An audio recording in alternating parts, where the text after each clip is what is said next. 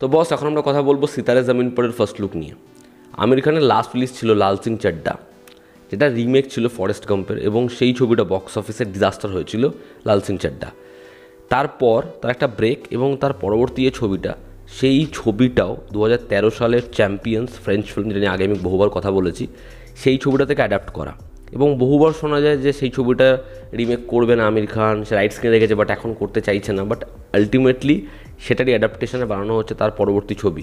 তো এই ছবিটা কি ওয়ার্ক করবে, এই ছবিটা কি চলবে, তো সেটা নিয়ে আমরা আজকের এই ভিডিওতে আলোচনা করব। তো এই যে পোস্টারটা যদি কথা আমরা বলি, তো এটা পুরোপুরি তারে জামিন পরের একদম যেরকম ব্যাকগ্রাউন্ড সেরকমভাবেই বানানো।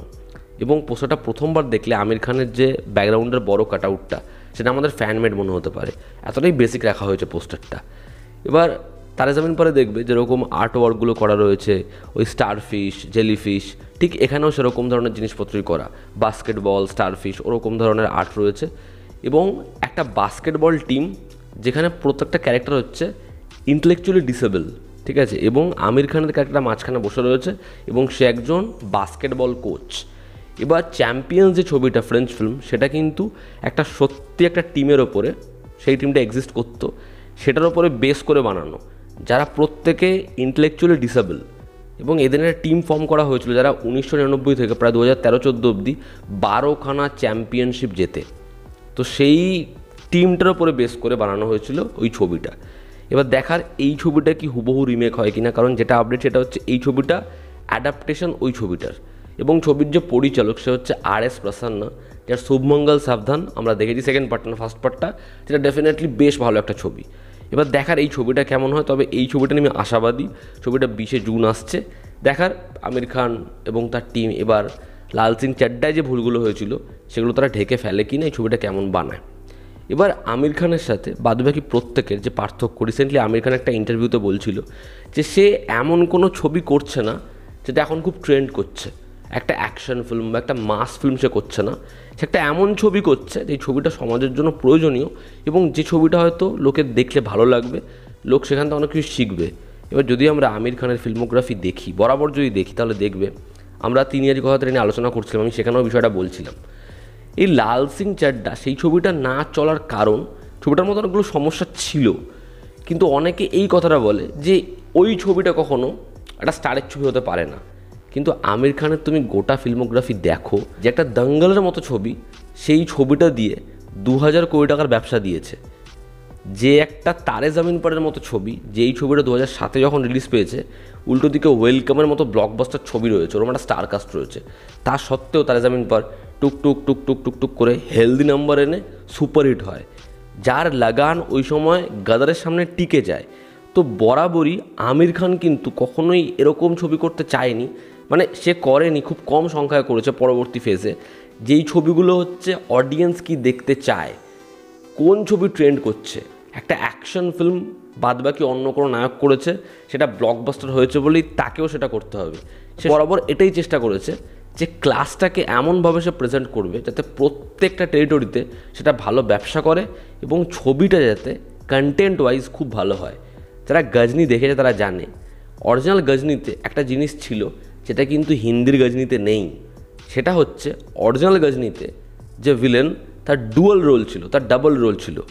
আমির খানের মনে হয়েছিল বাদবাকি সব তো ঠিক আছে, কিন্তু এই যে টুইস্টটা ডুয়াল রোলের, ছবিটা যেমন জায়গায় চলে গেছে সেখানে ওই টুইস্টটা থাকলেও বা না থাকলেও ছবিটার মধ্যে আর কোনো ইম্প্যাক্ট ফেলছে না।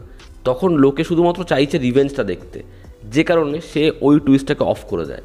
এবং বরাবরই আমির খানের যেরকমভাবে স্ক্রিপ্ট চয়েস, সে যেরকমভাবে একটা ছবির গুরুত্ব বোঝে, আমার মনে হয় সেটা ভীষণভাবে অ্যাপ্রিসিয়েট করার মতো। কারণ যেই লোকটা 3 ইডিয়টস, গজনি 2008-9 ওরকম দুটো ম্যাসিভ ছবি দেওয়ার পরে সে 2010-এ একটা ধোবিঘাটের মতো ছবি করছে, 10 বা 11-তে, মানে তার যখন ওরকম পিক দুটো ছবি এসে গেছে, ওরকম রেকর্ড বানিয়ে নিয়েছে, তারপর তার কোনো প্রয়োজনই নেই ধোবিঘাটের মতো ছবি করা, যেখানে তার এক্সটেন্ডেড কেমিও রয়েছে। পোস্টারে তার মুখটাই বড়, কিন্তু সেখানে তার এক্সটেন্ডেড কেমিও রয়েছে, ওরকম নিজ ছবি একটা। তার পরের ছবি তালাশ, এবং তালাশ 2012 যে টাইমে আসে, যতগুলো ছবি পরপর এসেছে প্রত্যেকের, অক্ষয় কুমার, অজয় দেবগন, শাহরুখ খান, সলমান খান, সবার ছবি এবং আমির খানের ছবি দেখো, আমির খানের ছবিটা বাদবাকি প্রত্যেকটা ছবির থেকে অনেক বেশি ড্রাই ছবি, অনেক বেশি অ্যাক্টারের ছবি স্টারের তুলনায়, এবং তালাশ ছবিটা অনেক বেশি ডার্ক ছবি ছিল বাদবাকি সেই সময় রিলিজ হওয়া প্রত্যেকটা ছবির থেকে। তো আমির খান বরাবরই কন্টেন্ট, সেখানে কি ডিমান্ড করছে, সেটার প্লট কি, অ্যাক্টর হিসেবে কতটা করার জায়গা রয়েছে, সেরকম ধরনের ছবি বেশি করেছে। তার মানে কি সে একটা ধুম 3 করেনি, সে ঠাগস অফ হিন্দুস্তান করেনি? ডেফিনেটলি করেছে, কিন্তু সেই ছবিগুলোর পার্সেন্টেজ পরিমাণ আমার মনে হয় অনেক অনেক কম। এবং আমির খানের প্রতি অডিয়েন্সের একটা ট্রাস্ট রয়েছে, লম্বা সময় ধরে সে বক্স অফিসে কন্টেন্টে সেটা প্রুফ করে দিয়েছে, যে কারণে তার যদি ছবি ভালো হয়ে যায়, ছবিটা যে বক্স অফিসে কী কালেকশন করতে পারে এটা কিন্তু আমরা অনুমানও করতে পারছি না, আমাদের জাস্ট ধারণাও নেই। কারণ আমির খানের হাত ধরে ম্যাক্সিমাম সময় এমন ছবি এসেছে যেই ছবিগুলো আমাদেরকে কিছু শিখিয়েছে। তা 3 ইডিয়টস হোক, তা পিপলি লাইভ হোক, তা ধোবিঘাট হোক, তা লাপাতা লেডিস হোক, তা তারে জামিন পর হোক, একটা লম্বা সময় ধরে সে ওই অডিয়েন্সটাকে বিল্ড করতে পেরেছে। সে বছরে তার একটা ছবি আসবে, কিন্তু ছবিটার যে গুণগত মান হবে সেটা অনেক অনেক উপরে হবে। নাহলে আপনি অন্যান্য কোনো নায়ককে দেখবেন না আমির খানের মতো পজিশন হোল্ড করে, যে তারে জামিন পরের মতোটা ছবি করে বক্স অফিসে ওরকম ব্যবসা দিয়েছে, যে একটা কন্টেন্ট এনেছে 3 ইডিয়টসের মতো এবং ওরকম ব্যবসা দিয়েছে। গজনিটা আমি ধরছি না, কারণ গজনি একটা out and out action film, যে দাঙ্গলের মতোটা ছবি এনেছে, যেই ছবিটা বক্স অফিসে রেকর্ড ব্রেকিং কালেকশন করেছে। আপনি দাঙ্গল এবং সুলতান পাশাপাশি রাখুন, সুলতান কত মাসি একটা ছবি, কিন্তু দাঙ্গল তার থেকেও বেশি ব্যবসা করেছে। ঠিক আছে, তো আমির খান বারংবার সেটা করতে পেরেছে। লাল সিং চাড্ডা ছবিটায় গণ্ডগোল ছিল, সমস্যা ছিল, যেই কারণে বিষয়টা ব্যাটে বলে হয়নি। সে বুঝতে পারছে সেটা ছবি করেছে তালাশ, সেটা অনেক বেশি ডার্ক হয়ে গেছে, তারপরে সেটা পিকের মতো ছবি করছে এবং আবার সাকসেসটা রিপিট করছে। এবং সে বুঝে যাচ্ছে যে না, আমি ছবি তো করবো, কন্টেন্ট তো আনবো, কিন্তু আর খুব ডার্ক ছবি, মানে ওই সাবজেক্টে ওই কন্টেন্টের মধ্যে অত ডার্ক করলে ছবিটা বক্স অফিসে এরকম লেভেলে ওয়ার্ক করবে না, যেরকম পিকে করতে পেরেছে, যেরকম বাদবাকি ছবিগুলো পরপর করতে পেরেছে। যে কারণে সে তালাশ বা ধোবিঘাটের মতো অতটাও ড্রাই ছবি বানায়নি। সে ওরকমই কন্টেন্ট এনেছে, কিন্তু সেটাকে চেষ্টা করেছে এন্টারটেইনিং ভ্যালুর সাথে আনার, যাতে মাস ফ্রেন্ডলিও সেটা হয়। সব ছেড়ে দিন, রিয়ালিটি শো, আমরা বহু স্টারদেরকে, বহু বড় বড় নাম দেখেছি রিয়ালিটি শো করতে টিভিতে, যেটা খুব পপুলার হয়েছে, খুব সাকসেসফুল হয়েছে, এখন ওটিতেও হচ্ছে। আমির খান যখন একটা টিভি শো, একটা টক শোতে আসছে, সে হোস্ট করছে, সেটার কন্টেন্ট কি, সেটা হচ্ছে সত্যমেব জয়তে।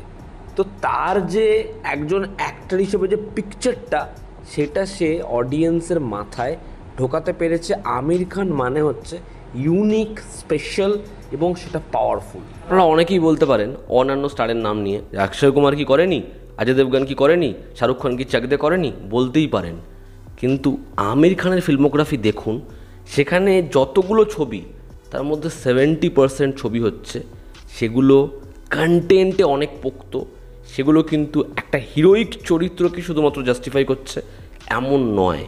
সেই ছবিগুলো কোথাও একটা গিয়ে, অনেকগুলো ছবি যেগুলো ম্যাসিভ সাকসেস পেয়েছে, সেগুলো কোথাও একটা কন্টেন্টে অনেক নিশ, অনেক সেন্সিটিভ। যে সুপারস্টারের প্রিভিয়াস ছবি, যেটা এসছে প্রায় 3 বছর আগে, সেই ছবিটা যখন বক্স অফিসে ডিজাস্টার হয়েছে এবং তার পরবর্তী বড় ম্যাসিভ কোলাবোরেশন কুলি আসছে, তো সে সিতারা জামিন পরের মতো কন্টেন্ট পেলেও সেই ছবিটাকে না পরে আনবে, তার আগে সে ওই কেমিউটাকে কাজে লাগাবে এবং তারপর আবার একটা অ্যাকশন ফিল্ম করবে, আর যে কেউ হলে।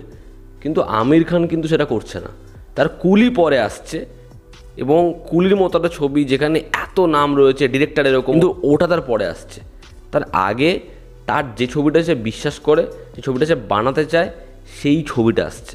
তো আমার মনে হয় এটা অনেক শেখার, এটা বহু প্রোডাকশন, বহু অভিনেতাদের, বড় স্টারদের অনেক কিছু শেখায়, যে শুধুমাত্র কমফোর্ট জোন বা বক্স অফিস কী হবে তার থেকে অনেক বেশি ইম্পর্টেন্ট একটা ভালো ছবি নির্মাণ করা। যেখানে ম্যাক্সিমাম এরকম বড় সুপারস্টার, তাদের পরিকল্পনাই এটা থাকে যে কোথাও একটা গিয়ে আমি মাস ফ্রেন্ডলি হব, মাস অডিয়েন্সকে ধরবো। আর আমির খান তো মাস অডিয়েন্সকে ট্যাপ করেছেই, সঙ্গে সঙ্গে যে ক্লাস অডিয়েন্স তাদেরকে বারংবার ট্যাপ করেছে। এবং তার যে ডেডিকেটেড অডিয়েন্সটা না, তারা হচ্ছে ভালো ছবি দেখার অডিয়েন্স, ঠিক আছে, এবং সেটা সে সাকসেসফুলি একটা লম্বা সময় ধরে করে গেছে, সেটা বানিয়েছে। কারণ সে যখন 1 বছরে একটা ছবি করার ট্রেন্ড শুরু করে তখন কিন্তু সেটা আর বাদবাকি কেউ করছিল না।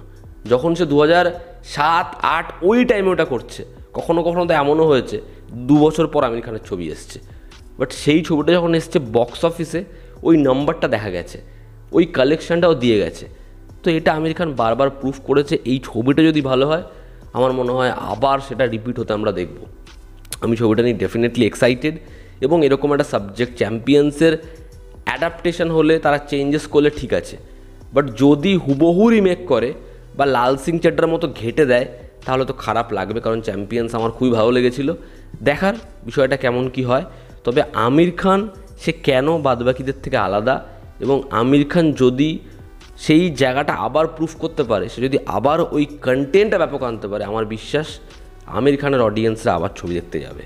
দেখার বক্স অফিসে এবার কি রেজাল্ট হয়, এবং এই ছবিটার যখন প্রোমো আসবে 8 তারিখ, সেই প্রোমোটা কেমন হয়। আমি আপাতত এই ছবিটা নিয়ে ডেফিনেটলি এক্সাইটেড। তোমরা যারা এই পোস্টারটা দেখেছো তোমাদের কি অপিনিয়ন জানিও। জনতা আমাদের পাশে আছে। আবার দেখা হচ্ছে। Take care.